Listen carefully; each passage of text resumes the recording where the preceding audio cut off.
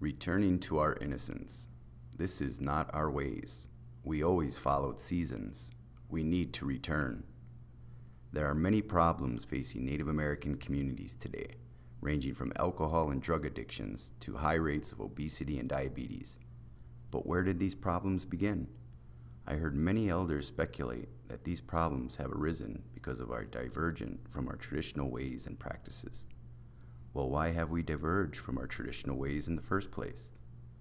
And why don't we as a people return to them?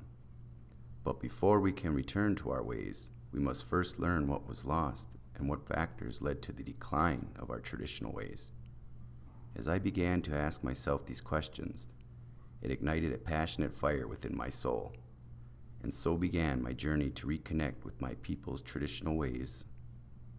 This journey led me directly to the 7 fires or 7 prophecies of the Anishinaabe. These teachings taught me a lot about my tribe's history, spirituality, and migration story of how my people came to settle along the south shores of Gichigami, or Lake Superior.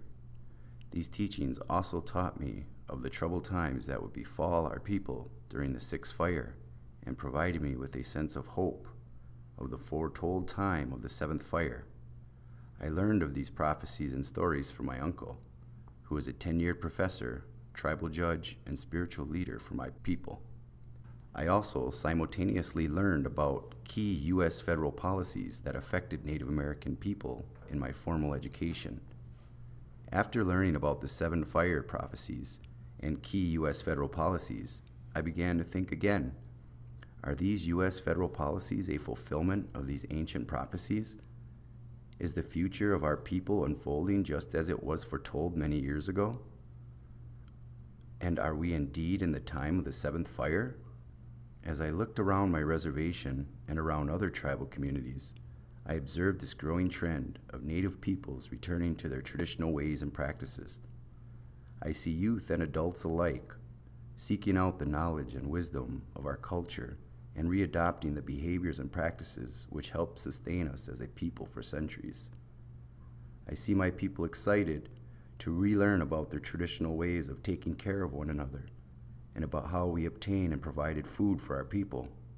I see indigenous people all across Turtle Island turning away from government-funded commod food programs and see them relying more on themselves to grow, gather, and provide their own food and sustenance.